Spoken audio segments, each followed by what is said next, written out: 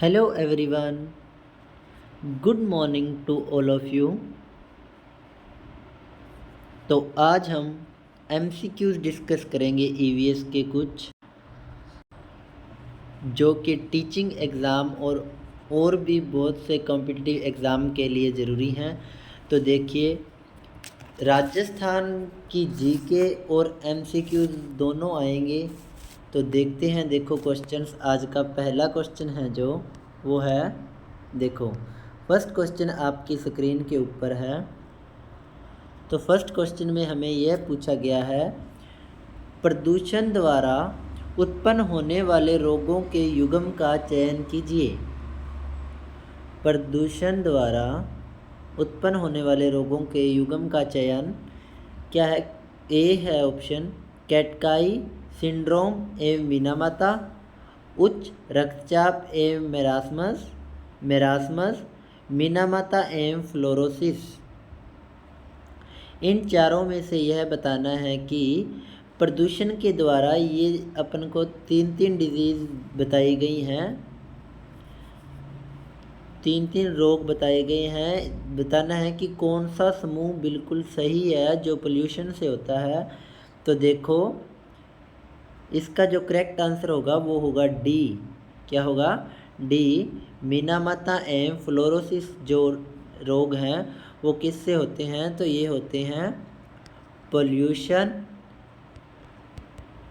और प्रदूषण। ठीक है जी, मिनामाता एवं फ्लोरोसिस।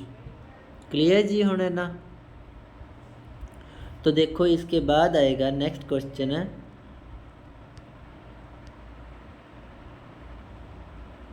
सेकंड नंबर क्वेश्चन ये पूछता है, जल प्रदूषण अथवा जल जनित रोगों का एक उदाहरण निम्न में से कौन सा है? जल प्रदूषण अथवा जल जनित रोगों का एक उदाहरण निम्न में से कौन सा है? डिप्थीरिया, अतिसार, खसरा और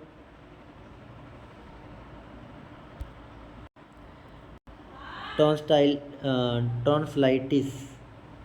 क्या आएगा इसका आंसर? डिप्थीरिया, अतिसार, खसरा या टॉन्सिलाइटिस। जल प्रदूषण और जल जनित रोग।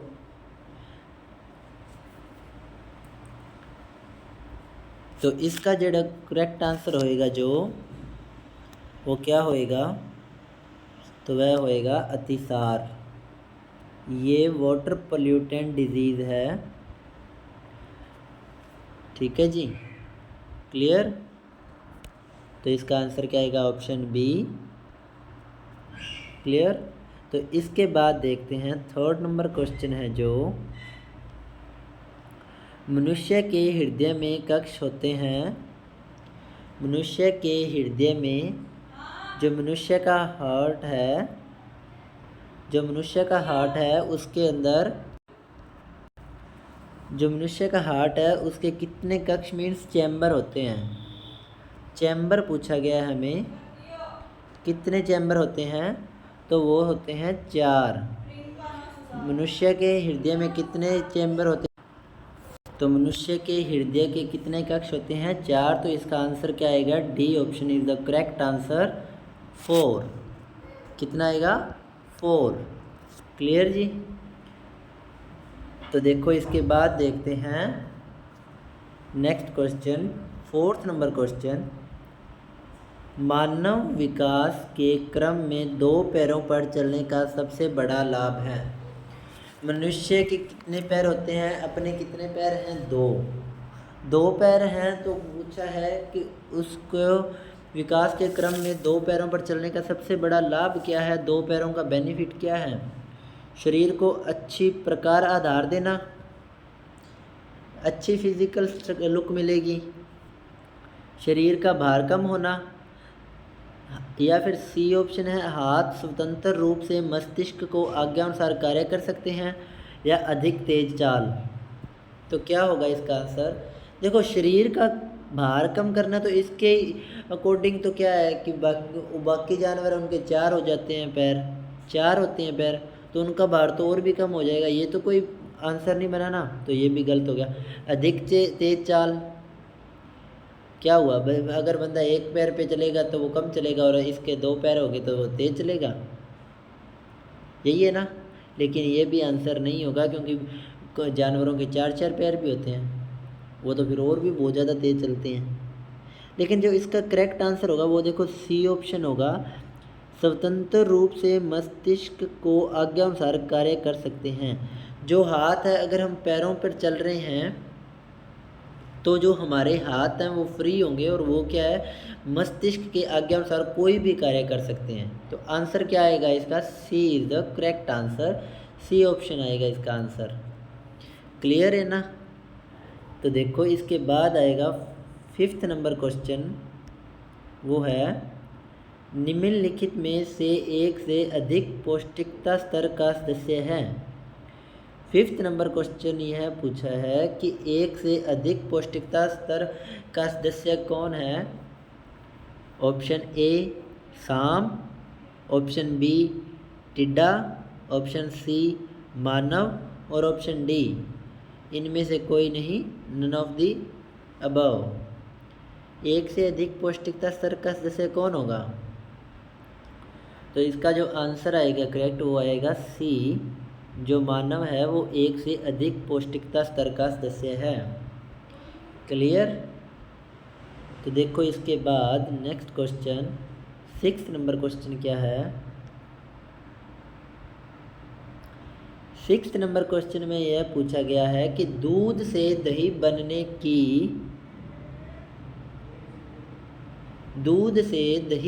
की प्रक्रिया को कहते हैं। दूध से दही बनने की प्रक्रिया को क्या कहते हैं।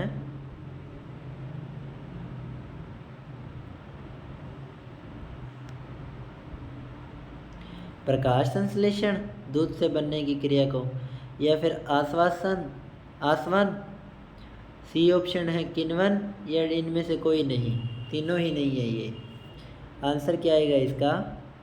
तो जो दूध से दही बनने की प्रक्रिया है उसको कहते हैं किण्वन। क्या कहते हैं, किण्वन। और अगर हमें एंजाइम का नाम पूछ ले तो वो एंजाइम है लैक्टो, को हिंदी में लिख देते हैं, लैक्टो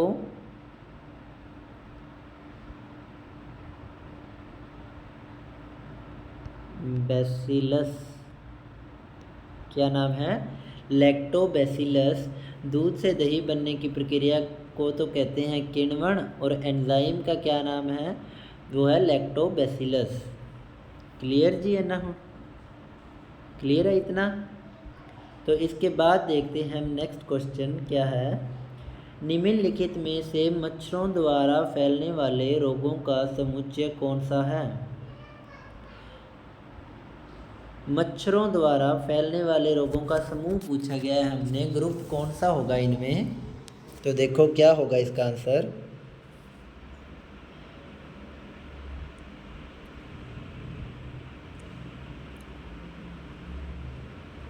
क्या आएगा इसका आंसर, मच्छरों द्वारा फैलने वाले रोगों का समूह, म्यादी बुखार, हैजा, chikungunya, malaria, HIV and dengue. HIV, हैजा, डेंगू, मलेरिया और चिकनगुनिया। तो इन चारों में से बताओ कौन सा समूह सही है जो मच्छरों द्वारा फैलता है। चारों में से सही आंसर क्या होगा इसका। तो जो इसका राइट आंसर है वो होगा आंसर डी, डेंगू, मलेरिया और जो चिकनगुनिया, तीनों ही डिजीज़ हैं, तीनों ही रोग हैं, ये किससे फैलते हैं। तो ये फैलते हैं मच्छरों से। किससे, मॉस्किटोज या फिर मच्छरों से फैलते हैं। क्लियर। तो देखो इसके बाद हम 8th नंबर क्वेश्चन देखते हैं। खाद्य संरक्षण के लिए निम्नलिखित में से कौन सा जोड़ा ठीक नहीं है। हमें पूछा गया है। तो खाद्य संरक्षण के लिए कौन सा जोड़ा ठीक नहीं होगा। आलू चिप्स, दूध पनीर, सेब जैम, कच्चा आम अचार। क्या आएगा इसका आंसर। खाद्य संरक्षण के लिए निम्नलिखित में कौन सा जोड़ा ठीक नहीं है? आलू चिप्स, दूध पनीर, सेब जैम और कच्चा आम अचार। तो जो इसका आंसर आएगा करेक्ट वो होगा दूध और पनीर। ये खाद्य संरक्षण के लिए थोड़ा यूज़ करते हैं। तो जो इसका आंसर क्या आएगा? Answer B. क्लियर? तो इसके बाद देखते हैं 9th नंबर क्वेश्चन क्या है। 9th नंबर क्वेश्चन ये है कि दही निर्माण हेतु कौन सूक्ष्मजीवी उत्तरदायी है? पूछ लिया ना वह क्वेश्चन। दही निर्माण हेतु कौन सूक्ष्मजीवी उत्तरदायी है? अभी पढ़कर आए थे ना, क्या पढ़ा था? एस्परजिलस, स्ट्रेप्टोकोकस, रेट्रोवायरस या लैक्टोबैसिलस। अभी 7th नंबर क्वेश्चन में हम पढ़कर आए थे, तो इसका आंसर क्या आएगा करेक्ट? लैक्टोबैसिलस। क्या आएगा? लैक्टोबैसिलस पढ़कर आए थे, तो इसका आंसर क्या होगा? लैक्टोबैसिलस। उसके बाद 10th नंबर क्वेश्चन है इंसुलिन की रासायनिक प्रकृति है। इंसुलिन की रासायनिक प्रकृति है विटामिन, प्रोटीन, वसा, कार्बोहाइड्रेट। इंसुलिन में क्या पाया जाता है? तो जो इंसुलिन है उसमें क्या पाया जाता है? तो वो है आंसर बी, प्रोटीन। क्या पाया जाता है? प्रोटीन। इंसुलिन का लेवल ऊपर नीचे होने से भी अगर इंसुलिन का लेवल है, जो स्तर है वो बढ़ जाए तो इससे कौन सा रोग होता है? इंसुलिन से तो हो जाती है अपने को जो बोलते हैं डायबिटीज़। मीन्स हम बोलते हैं ना देसी भाषा में शुगर, उसको बोलते हैं डायबिटीज़। ठीक है जी। तो शुगर में कौन सा इंजेक्शन देते हैं? तो इंसुलिन का इंजेक्शन देते हैं। और इंसुलिन की रासायनिक प्रकृति है जो वो नेचर क्या है? प्रोटीन है। क्लियर? क्या पाया जाता है? प्रोटीन। इसके बाद देखते हैं क्वेश्चन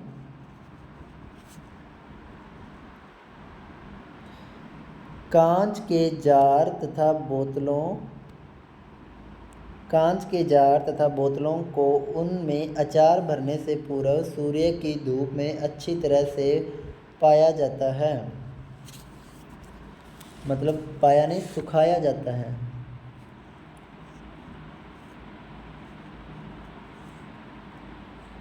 सुखाया जाता है, ऐसा क्यों है? ए ऑप्शन है उनमें तापमान में वृद्धि करने के लिए, उनमें से धूल हटाने के लिए, नमी को पूर्णतः हटाने के लिए और अचार को स्वादिष्ट बनाने के लिए। जब हमने क्या है घरों में देखा होगा आपने, जब अचार को किसी बाल्टी में या किसी कांच के बोतल में किसी में भी अगर भरना हो तो क्या करते हैं? उसे सबसे धोकर और उसे सूर्य की धूप में सुखा दिया जाता है। उसका क्या रीज़न है? तो देखो वो धूप में सुखाने के बाद उसके अंदर जितने भी पानी था वो पूरा सूख जाए। उसके अंदर जितना भी पानी था वो क्या पूरा सूख जाए, इसलिए क्या है उसको सुखाया जाता है धूप में। तो इसका आंसर क्या आएगा? नमी को पूर्णतः हटाने के लिए। नमी को पूर्णतः हटाने के लिए। क्लियर जी? आंसर क्या आएगा? सी। तो इसके बाद देखो नेक्स्ट क्वेश्चन, मानव के पेट में आमाशय रस की प्रकृति होती है और वह भोजन के पाचन में सहायता करता है। मानव के पेट में आमाशय रस की प्रकृति डैश होती है और वह भोजन के पाचन में सहायता करता है। उभयधर्मी, उदासीन, अम्लीय और इनमें से कोई नहीं। क्या होगी जो मानव के पेट में आमाशय रस है उसकी प्रकृति? बेसिक है, एसिडिक है, न्यूट्रल है, क्या है? तो जो होती है उसकी होती है अम्लीय, एसिडिक। क्या है? एसिडिक। कौन सा एसिडिक पाया जाता है? तो वो एसिड कौन सा है? HCl, hydrochloric acid. कौन सा है? Hydrochloric acid. और इसकी जो प्रकृति क्या होती है? एसिडिक। क्लियर? तो देखो इसके बाद देखते हैं क्वेश्चन। नीचे दिए गए खाद्य पदार्थों के किस समूह में लौह तत्व प्रचुर मात्रा में होता है? लौह तत्व बताना है किस में अत्यधिक होता है। समूह है हमारे पास आंवला, पालक, गुड़, आंवला, पालक, आलू, आंवला, आलू, टमाटर, बंद गोभी, भिंडी और गुड़। इनमें से बताना है कि किस में लौह तत्व है जो आयरन है वो अत्यधिक मात्रा में होता है। तो जो इसका करेक्ट आंसर होगा वो होगा ए ऑप्शन। क्या होगा? ए ऑप्शन, आंवला, पालक एवं गुड़। करेक्ट आंसर क्या है? ए, आंवला, पालक और गुड़ में सबसे ज़्यादा आयरन होता है। चावल को पॉलिश करने पर कौन सा विटामिन नष्ट हो जाता है? जब चावल को पॉलिश करते हैं तो उसमें से कौन सा विटामिन नष्ट हो जाता है? एस्कॉर्बिक अम्ल, कैल्सिफोरेल, थायरोक्सिन और थायामीन। कौन सा विटामिन चावल को पॉलिश करते हैं तो उसके अंदर से थायमीन नाम का जो विटामिन है वो क्या है? नष्ट हो जाएगा। तो आंसर क्या आएगा इसका? डी। क्या आएगा? डी। तो देखो इसके बाद 15 नंबर क्वेश्चन है। 15 नंबर क्वेश्चन यह है, क्वाशरकोर नामक रोग की कमी से होता है। क्वाशरकोर नामक रोग डैश की कमी से होता है। किसकी कमी से होता है? कार्बोहाइड्रेट, प्रोटीन, विटामिन और आयोडीन।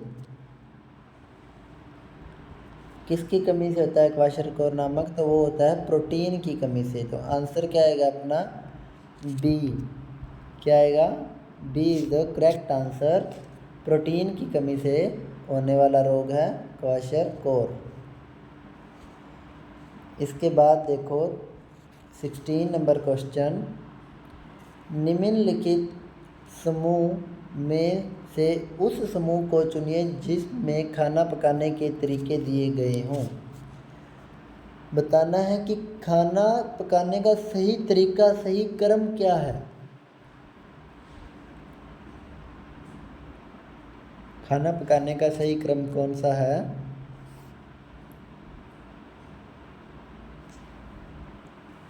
उबालकर, गूंथकर, भूनकर। गूंथा है नहीं, पहले उबाल लिया तो ये क्या हो गया? गलत। सेक कर, उबाल कर, बेल कर। पहले बेलेंगे या सेकेंगे? तलकर, भिगोकर, भूनकर, या फिर सेंक कर, तलकर, भूनकर। क्या होगा इसकी सही क्रम?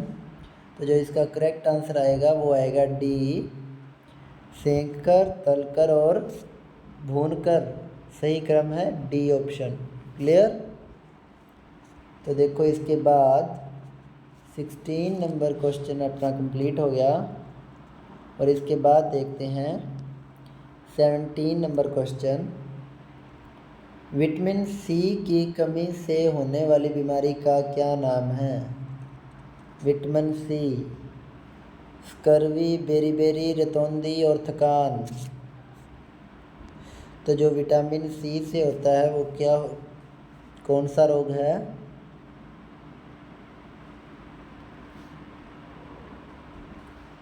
सी फॉर स्कर्वी। ऐसे याद रख लो, C for scurvy, B for beriberi और ए पर है रतौंधी। ये होता है विटामिन ए की कमी से। ये होता है विटामिन बी की कमी से। तो फिर 17 नंबर क्वेश्चन का आंसर क्या आएगा? स्कर्वी। क्या आएगा? स्कर्वी। क्लियर? तो इसके बाद देखते हैं नेक्स्ट क्वेश्चन। तो तो 18 नंबर क्वेश्चन ये है, निम्नलिखित में से कौन सा स्वस्थ अस्थियों के लिए आवश्यक है? निम्नलिखित में से कौन स्वस्थ अस्थियों के लिए आवश्यक है?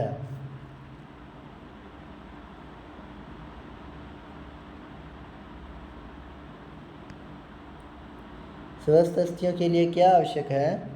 पोटाशियम एवं विटामिन के, कैल्शियम एवं विटामिन ई, कैल्शियम एवं विटामिन सी, कैल्शियम एवं विटामिन डी।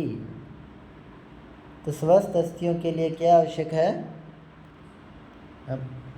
तो स्वस्थ अस्थियों के लिए आवश्यक है कैल्शियम एवं विटामिन डी। गोड्डे बहुत दर्द कर रहे हैं, किसकी कमी है? कहते कैल्शियम की कमी है।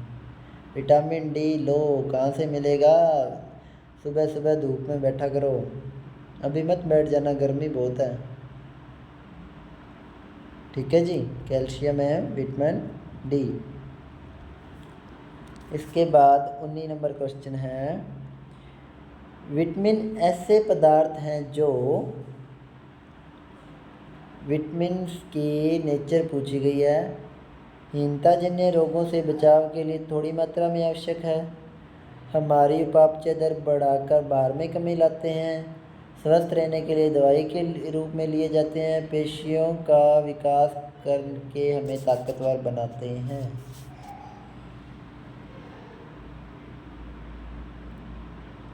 क्या आंसर आएगा इसका?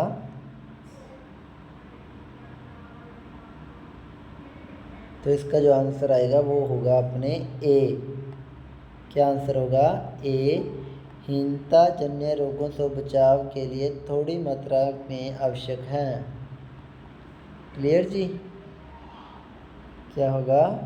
हीनता जन्य रोगों के बचाव के लिए थोड़ी मात्रा में आवश्यक है। Answer A. आंसर क्या है अपना? ए। तो इसके बाद देखते हैं क्वेश्चन 20 नंबर क्वेश्चन है जो, वो क्या है, निदान के पश्चात कोई डॉक्टर रोगी से यह कहता है कि उसके खून में हीमोग्लोबिन की कमी है, तो उस रोगी को आयरन की कमी को पूरा करने के लिए क्या खाना चाहिए? आयरन की कमी किस चीज़ से पूरी होगी? आयरन की कमी किस चीज़ से पूरी होगी? आंवला खाए, हरी पत्तेदार सब्जियां और गुड़, चावल, चीनी, आंवला, हरी पत्तेदार सब्जियां, गेहूं, संतरा, गुड़, नींबू और मटर।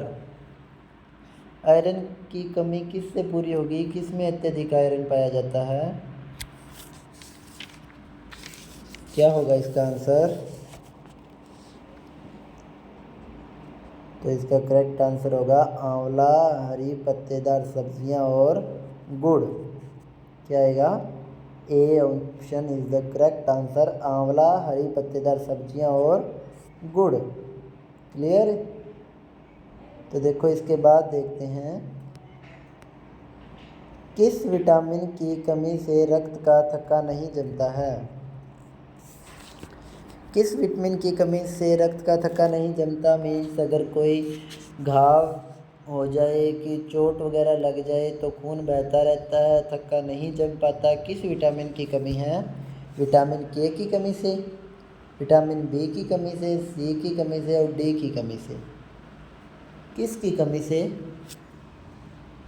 तो जो इसका करेक्ट आंसर आएगा वो आएगा विटामिन ए की कमी से क्या है, रक्त का थक्का नहीं बन पाता। तो आंसर क्या आएगा? ए।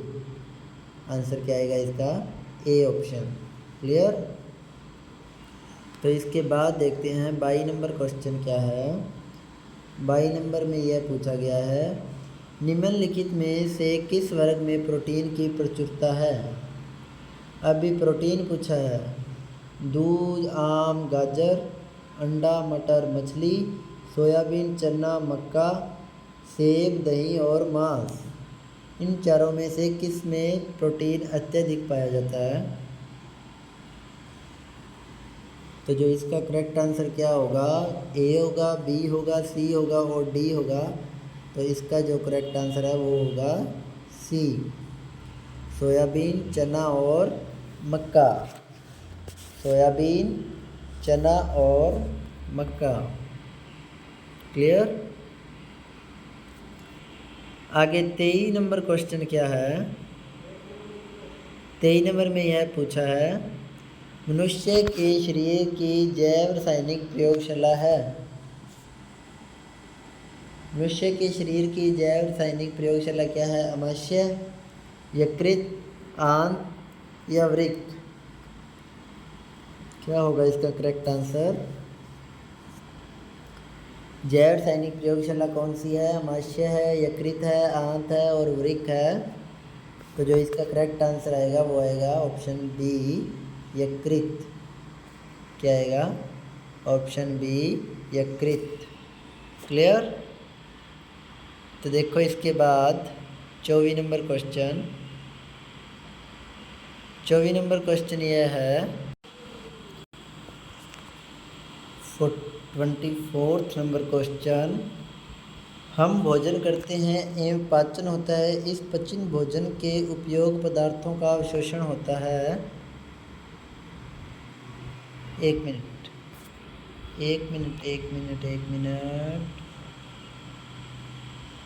ये हो गया था ना हमारा आंसर, यकृत। हाँ, तो 24th नंबर क्वेश्चन है, हम भोजन करते हैं एवं पाचन होता है, इस पचित भोजन के उपयोग पदार्थों का अवशोषण कहाँ होता है? अमाशय की दीवार से, छोटी अंत्र के अंदर दीवार से, वृद्ध आंत की दीवार से या यकृत में? क्या आएगा आंसर इसका?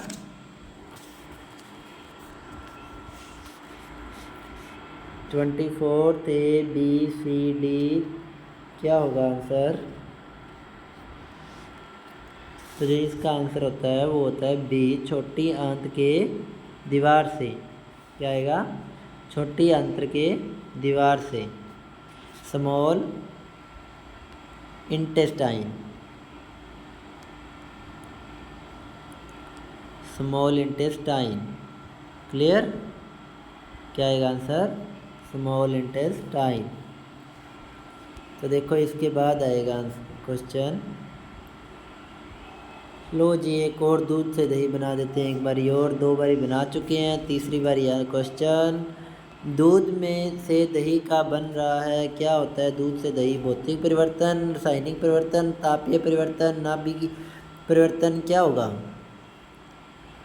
फिजिकली चेंजेस, केमिकली चेंजेस या हीट में चेंज हो रहा है? क्या आएगा इसका आंसर? तो जो दूध से दही बनेगा इसका क्या होगा? केमिकल। क्या आएगा? रासायनिक परिवर्तन, केमिकल चेंज। क्या? Chemical change. एंजाइम कौन सा पढ़ा था? एंजाइम पढ़ा था लैक्टोबैसिलस।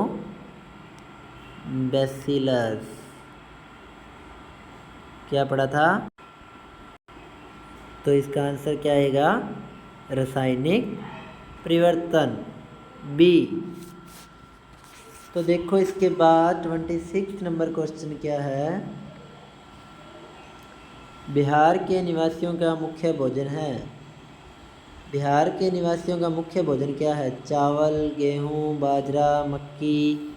क्या खाते हैं बिहार के लोग? चावल। क्या खाते हैं? चावल। तो आंसर क्या आएगा? ए। क्या आएगा? ए। क्लियर। चावल। तो इसके बाद है, किस विटामिन की कमी से घाव, किस विटामिन की कमी से घाव से रक्त का बहना नहीं रुकता? अभी एक क्वेश्चन करके आए थे, फिर से रिपीट हो गया। Vitamin A, vitamin B, vitamin C, vitamin K. पीछे इसका आंसर क्या पड़ा था? विटामिन के। तो आंसर क्या आएगा? D option. क्या आएगा? D option. क्लियर। तो देखो 28 नंबर क्वेश्चन, विटामिन ए की कमी से होने वाला रोग है। विटामिन ए की कमी से होने वाला रोग है रिकेट्स, रतौंधी, स्कर्वी और इनमें से कोई नहीं। तो जो विटामिन ए से होने वाला रोग है ये होता है विटामिन डी के कारण, और ये होता है विटामिन ए के कारण, और स्कर्वी पीछे पड़ा था विटामिन सी के कारण। तो आंसर क्या आएगा अपना करेक्ट, वो होगा बी। क्या होगा? बी। विटामिन ए की कमी से क्या होता है? रतौंधी। क्लियर? और बी की कमी से क्या पड़ा था? विटामिन बी की कमी से बेरी बेरी। क्या पड़ा था? Beriberi. तो अभी देखो 29 नंबर क्वेश्चन। 29 नंबर क्वेश्चन में यह पूछा है प्रोटीन का सर्वोत्कृष्ट स्रोत है। अत्यधिक प्रोटीन किस में होता है? दूध में होता है, मांस में होता है, सोयाबीन में होता है और अंडा। अत्यधिक प्रोटीन किस में मिलेगा? वो मिलेगा सोयाबीन में। किस में मिलेगा? सोयाबीन। क्लियर जी? तो आंसर क्या आएगा? सी, सोयाबीन। तो इसके बाद है 30 नंबर क्वेश्चन। भिंडी में पाया जाता है। भिंडी में क्या होता है? फास्फोरस होता है। भिंडी में क्या होता है? फास्फोरस होता है। विटामिन ए होता है, विटामिन सी होता है, ये सभी। तो भिंडी में क्या होता है? फास्फोरस भी होता है, विटामिन ए भी होता है, विटामिन सी भी होता है। तो आंसर क्या आएगा? यह है सभी। तो करेक्ट आंसर क्या होगा? D, all of the above. Clear? Answer क्या आएगा? डी। इसके बाद देखो 31 नंबर क्वेश्चन। निम्नलिखित में से कौन से खुराक में प्रोटीन अधिक में नहीं है? इन सब में से देखो किस में इतना प्रोटीन नहीं होता? सबसे कम प्रोटीन इन चारों में से किस में है? पनीर में है, दालें हैं, शुद्ध घी है, मांस है। प्रोटीन किस में कम होता है?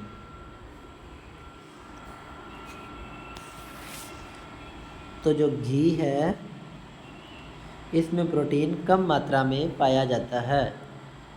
घी में प्रोटीन कम मात्रा में पाया जाता है। तो आंसर क्या आएगा? सी। आंसर क्या होगा अपना? सी।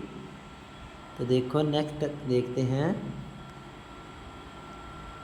निम्नलिखित में से किस वनस्पति के बीज हम खाते हैं? किस वनस्पति के बीज हम खाते हैं? गाजर के, मक्की के, केला के और मूंगफली के। किसके बीज हम खाते हैं?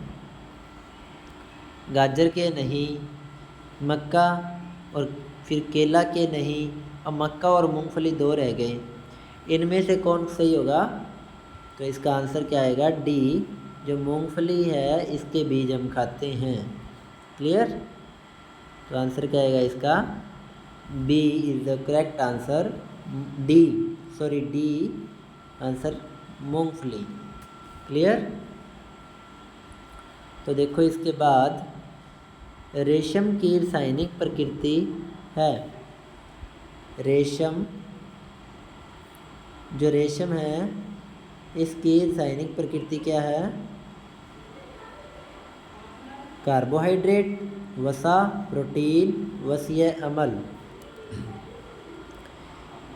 क्या आएगा इसका आंसर? रेशम की प्रकृति, रासायनिक प्रकृति, केमिकली नेचर क्या होगी? तो उसकी होगी वो आंसर क्या आएगा? सी, प्रोटीन। क्या आएगा? सी, प्रोटीन। क्लियर? क्या आएगा आंसर इसका? प्रोटीन। इसके बाद देखते हैं 34 नंबर क्वेश्चन। जो मादा मच्छर है वो खून चूसती है। मादा मच्छर खून चूसती है, तो मादा मच्छर के खून चूसने का क्या कारण है? मलेरिया फैलाना, संक्रमण फैलाने के लिए, अपने जीवन को बचाने के लिए और अंडे देने के लिए। क्या पर्पज़ हो सकता है उसका? तो उसका जो करेक्ट आंसर आएगा, मलेरिया फैलाने के लिए। कहते हैं ना मच्छर के काटने से मलेरिया हो जाएगा, लेकिन वह इस पर्पज़ से नहीं काटती। उसको क्या मिलेगा नुकसान पहुंचाकर? संक्रमण फैलाने के लिए, वही बात आ गई, अपने जीवन को बचाने के लिए और अंडे देने के लिए। तो इसका जो करेक्ट आंसर आएगा वो होगा डी, अंडे देने के लिए। क्यों काटती है वो? अंडे देने के लिए। क्लियर? तो आंसर क्या आएगा? D, answer D. इसके बाद देखते हैं 35वां नंबर क्वेश्चन। 35वां नंबर क्वेश्चन में क्या पूछा है? लाल रक्त कणिकाएं शरीर में ऑक्सीजन का वहन करती हैं। रेड ब्लड सेल की बात कर रहा है, आरबीसी, रेड ब्लड सेल्स। जो रेड ब्लड सेल्स हैं वो ऑक्सीजन का वहन करते हैं। वयस्कों में इसका निर्माण कैसे होता है? यकृत में, गुर्दे में, हृदय में, अस्थि मज्जा में। किसमें होता है आरबीसी का निर्माण? तो आंसर क्या आएगा अपना? डी, अस्थि मज्जा में। आरबीसी का निर्माण कहाँ होता है? अस्थि मज्जा में। डी, ठीक है जी। लाल रक्त कणिकाएं, आंसर डी। तो देखो आगे 36वां नंबर क्वेश्चन है।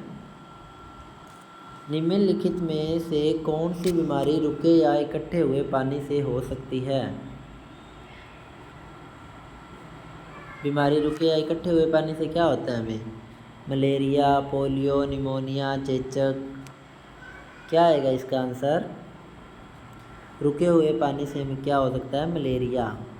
क्या हो सकता है? मलेरिया। क्योंकि पानी के ऊपर आकर ही क्या है? मच्छर पैदा होते हैं, पलते हैं वहाँ पर। इसीलिए कहते हैं ना, जहाँ पानी दिखे उसे साफ़ कर देना चाहिए, पानी इकट्ठा नहीं होना देना चाहिए। बारिश के मौसम में मच्छर अधिक होते हैं ना, यही रीज़न है। क्लियर? तो देखो इसके बाद 37वां नंबर क्वेश्चन। 37वां नंबर क्वेश्चन यह है, कौन सी बीमारी दूषित जल पीने से होती है? कौन सी बीमारी दूषित जल पीने से होती है? AIDS, typhoid, anaemia, tetanus. क्या आएगा इसका आंसर? क्या आएगा? AIDS, typhoid, anaemia, tetanus. तो जो टाइफाइड है वह दूषित जल, गंदा पानी, खराब पानी पीने के कारण यह बीमारी हमें होती है। तो आंसर क्या आएगा इसका? बी। क्या आएगा? बी। क्लियर? पीछे हम एक और डिजीज़ पढ़ कर आए थे, दूषित जल के कारण एक और डिजीज़ पड़ी थी। क्या थी वो? अतिसार। क्या थी? अतिसार। और एक और डिजीज़ मिल गई दूषित जल के कारण, टाइफाइड। क्या? टाइफाइड। क्लियर? तो देखो इसके बाद देखते हैं 38 नंबर क्वेश्चन। आपका हृदय एक दिन में लगभग कितने बार धड़कता है? जो हार्ट है वो एक दिन में कितनी बार धड़कता है? 25,000, 50,000, 10,000 और 12,500। 12,500। क्लियर? तो इसका आंसर क्या आएगा? Answer C. क्या आएगा? सी। 10,000 बार है वो एक दिन में धड़कता है। और अगर एक मिनट में पूछ ले फिर, एक मिनट में कितनी बार धड़कता है? 72। कितनी बारी? 72। क्लियर? एक दिन में 10,000 और 1 मिनट में 72। तो देखो इसके बाद नेक्स्ट क्वेश्चन, निम्नलिखित में कौन सा अलग समूह से संबंधित है? स्कर्वी विटामिन से होने वाली डिजीज़ है, सी। रेक्टेस है, ये भी विटामिन डी। रतौंधी है, ये विटामिन ए। लेकिन रेबीज है, ये अलग आ गया। ये तीनों विटामिन से होने वाली डिजीज़ हैं, लेकिन रेबीज है वो इनमें सबसे अलग समूह से संबंधित है। क्लियर? तो आंसर क्या आएगा अपना? डी। आंसर क्या आएगा? D, rabies. ठीक है जी, रेबीज। क्लियर? तो देखो इसके बाद 40 नंबर क्वेश्चन है, वायरस संक्रमण से होने वाला रोग है। वायरस संक्रमण से होने वाला रोग कौन सा है? टाइफाइड है, कॉलरा, जुखाम, मलेरिया। वायरल डिजीज़ कौन सी है? टाइफाइड, कॉलरा, जुखाम, मलेरिया। एक दूसरे के संक्रमण में आ जाए, एक के वायरस दूसरे में, छुआछूत वाली बीमारी कौन सी है? तो आंसर क्या आएगा? सी, जुखाम। क्या आएगा? जुखाम। ठीक है जी। तो देखो इसके बाद देखते हैं, टाइफाइड है वो बैक्टीरियल है, यह है बैक्टीरियल डिजीज़, सूक्ष्म जीवी के द्वारा होने वाला रोग। तो इसके बाद देखते हैं 41 क्वेश्चन, निम्नलिखित में से रोगों का वह समूह चुनिए जो मच्छरों से फैलता है।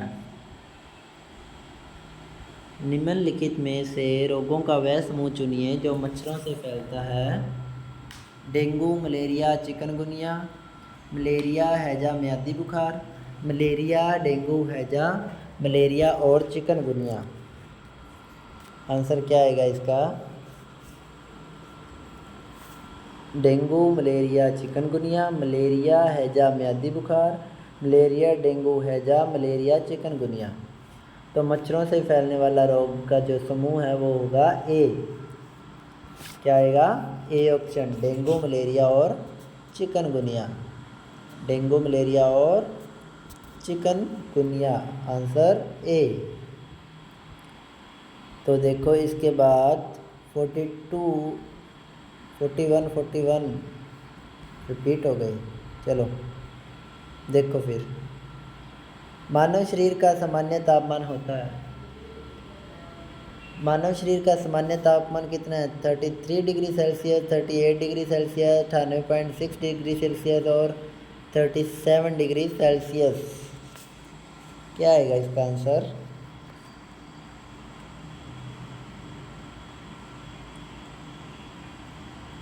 तो इसका जो करेक्ट आंसर आएगा 37 डिग्री सेल्सियस एक स्वस्थ शरीर के सामान्य तापमान है, 37 डिग्री सेल्सियस।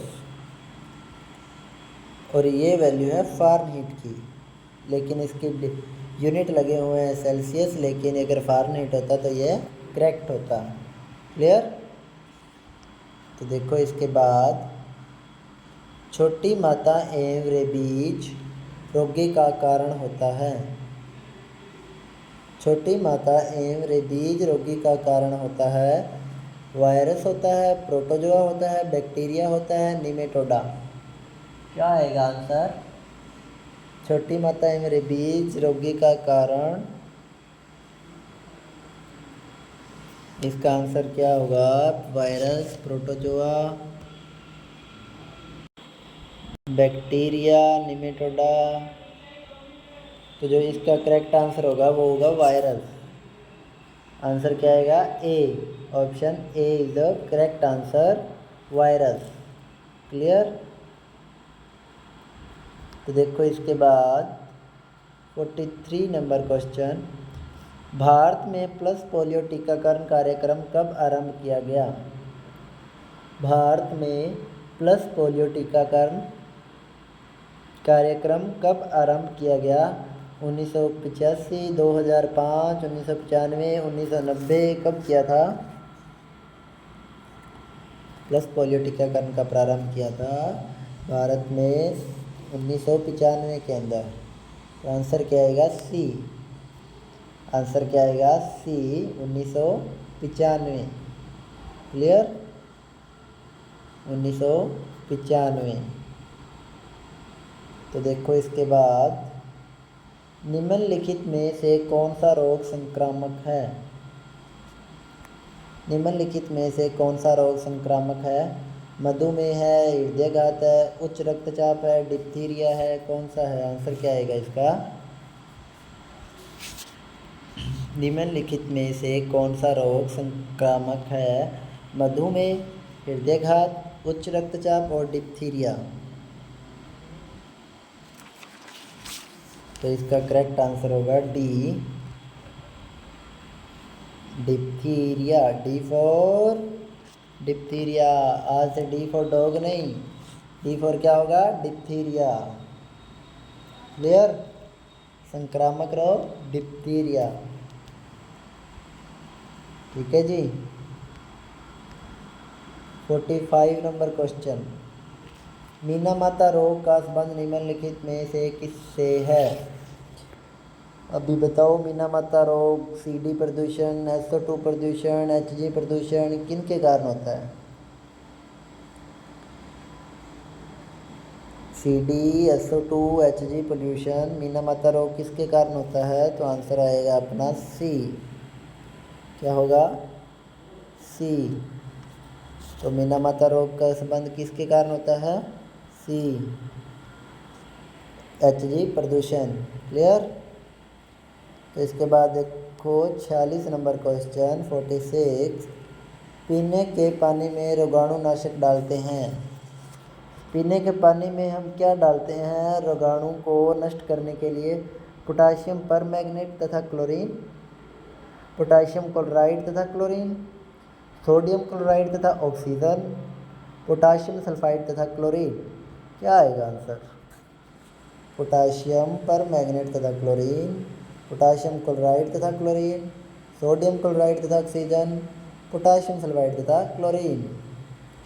तो इसका आंसर आएगा A, option A, potassium permanganate तथा chlorine. Potassium K2Cr2O7, potassium permanganate and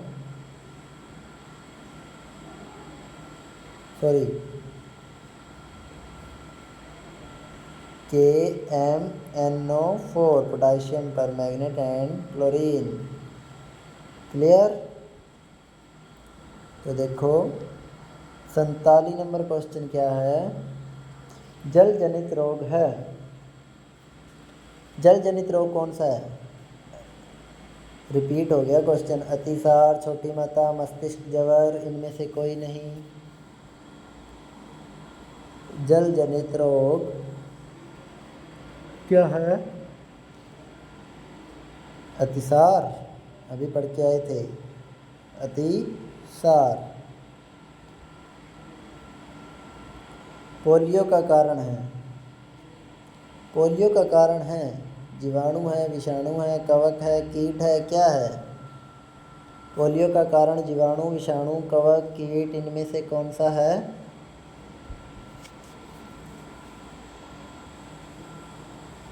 तो इसका आंसर क्या आएगा? विषाणु। बी ते आएगा विषाणु, आंसर बी। और प्लस पोलियो मुहिम कब स्टार्ट की गई थी? पीछे पढ़ा था ना, प्लस पोलियो मुहिम कब स्टार्ट की थी भारत में? 1995,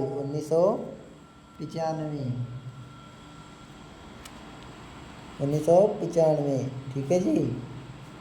तो देखो इसके बाद प्लस पोलियो कार्यक्रम का उद्देश्य क्या था?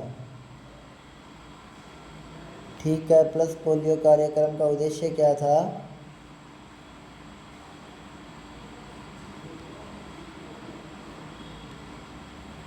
प्लस पोलियो मुहिम की थी स्टार्ट 1995 में। प्लस पोलियो का कारण है जीवाणु, तो इसका उद्देश्य क्या होगा? पोलियो का उपचार, पोलियो से उत्पन्न लकवा को रोकना, पोलियो का संपूर्ण उन्मूलन करना। क्या आएगा आंसर? आंसर आएगा सी, पोलियो का संपूर्ण उन्मूलन करना।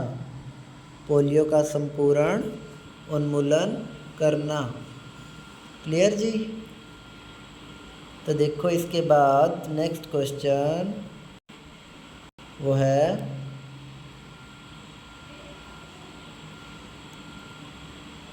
डेंगू रोग का वह कौन सा मच्छर है? डेंगू रोग का वाहक, डेंगू रोग जो डेंगू मच्छर है वो उसका नाम क्या है? एडीज कलोलेक्स, घरेलू मक्खी या कोई नहीं? क्या आएगा आंसर? क्या आएगा? डेंगू मच्छर का वाहक कौन सा है? डेंगू रोग का वाहक कौन सा है? मीन्स डेंगू मच्छर का नाम पूछा गया है, तो डेंगू मच्छर का नाम है एडीज। आंसर क्या आएगा अपना? A is the correct answer, Aedes. Clear? क्या आएगा आंसर? एडीज। ठीक है जी। तो इसके बाद देखते हैं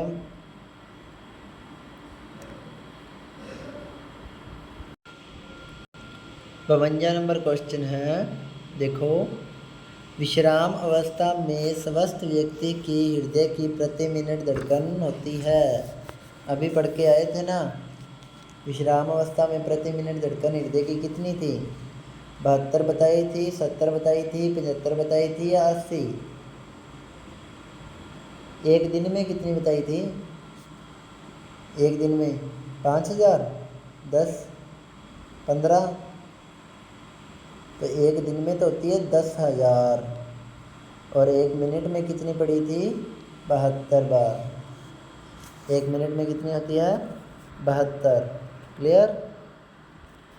तो फिर देखो 53 नंबर क्वेश्चन, धूम्रपान से होने वाला प्रमुख रोग है।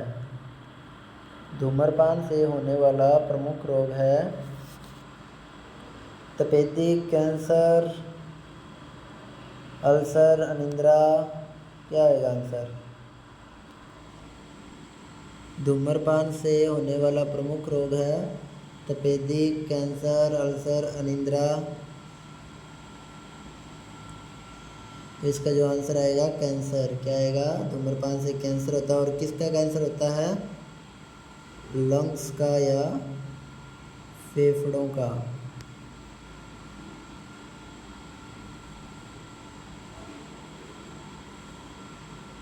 धूम्रपान से किसका कैंसर होता है? फेफड़ों का या फिर लंग्स का। क्लियर? तो आंसर क्या आएगा? आंसर आएगा बी। तो देखो इसके बाद चूहों के द्वारा फैलने वाला रोग है। चूहों के द्वारा कौन सा रोग फैलता है? चेचक, चेचक, मलेरिया, प्लेग, तपेदिक। चेचक, मलेरिया, प्लेग, तपेदिक। चूहों के द्वारा कौन सा रोग फैलता है? तो जो चूहों के द्वारा फैलने वाला रोग का नाम है plague. Answer C, plague. Answer क्या आएगा अपना? सी। क्लियर? तो देखो इसके बाद 54 नंबर क्वेश्चन ऑफ 5, हमारे शरीर के किस अंग के द्वारा अमोनिया को यूरिया में बदला जाता है? हमारे शरीर के किस अंग के द्वारा अमोनिया को यूरिया में बदला जाता है? यकृत, फेफड़े, हृदय या D? None of the above, इनमें से कोई नहीं। अमोनिया को यूरिया में बदलने का काम कौन करता है? यकृत करते हैं या फिर फेफड़े करते हैं? हृदय करता है या कोई भी नहीं? कौन करेगा जी? तो इसका जो करेक्ट आंसर होगा वो होगा यकृत। आंसर ए, यकृत।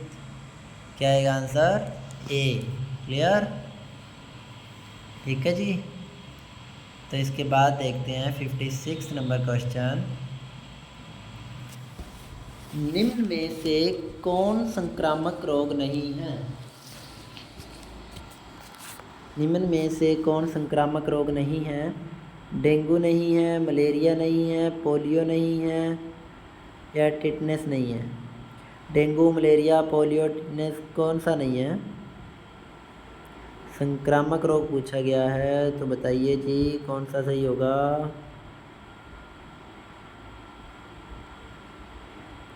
क्या आएगा इसका आंसर? निम्न में से संक्रामक रोग नहीं है, डेंगू नहीं है, तो इसका जो करेक्ट आंसर होगा वो होगा डी। क्या होगा? D, tetanus. ये तीनों संक्रामक है, लेकिन टिटनेस है जो वो संक्रामक नहीं है। Answer D. क्लियर? तो देखो इसके बाद 57 नंबर क्वेश्चन। श्वेत फेफड़ों का कैंसर होता है। श्वेत फेफड़ों का कैंसर किसके कारण होता है? श्वेत फेफड़ों कैंसर किसके कारण होता है? एस्बेस्टस से, पेपर से, टेक्सटाइल से या सिलिका से? श्वेत फेफड़ों का कैंसर होता है एस्बेस्टस से, पेपर से, टेक्सटाइल से या सिलिका से। तो जो इसका करेक्ट आंसर होगा वो होगा डी। क्या होगा? सी, टेक्सटाइल्स। टेक्सटाइल से। क्लियर? क्या आएगा? सी। तो देखो इसके बाद संक्रमण के दौरान डैश की संख्या में वृद्धि होती है। संक्रमण के दौरान किसकी संख्या में वृद्धि होती है? Erythrocyte, leukocyte, platelets, haemoglobin. किसकी संख्या में वृद्धि होगी संक्रमण के दौरान? Erythrocyte, leukocyte, platelets, haemoglobin.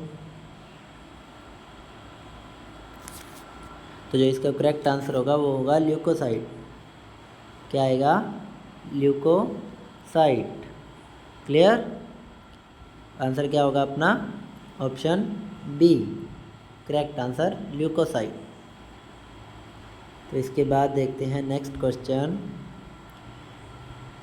एक वयस्क मानव में कुल अस्थियों की संख्या होती है।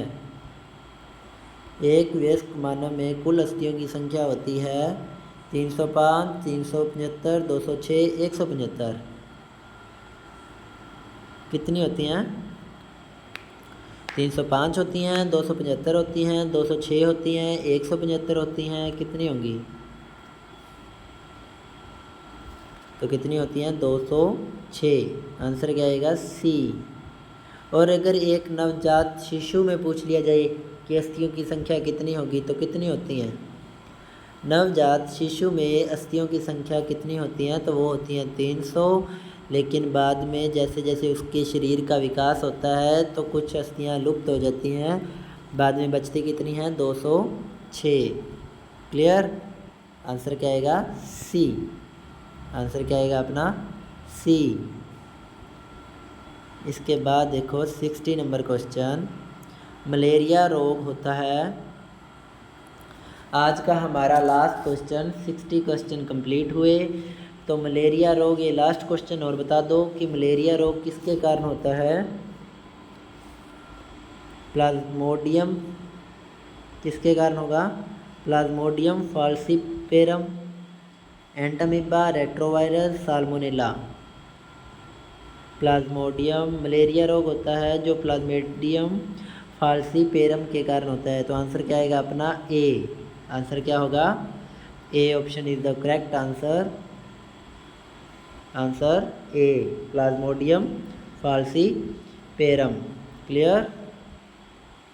क्लियर है ना हुण? हाँ जी। तो बताओ अभी सभी कि कैसे लगे आज के क्वेश्चंस।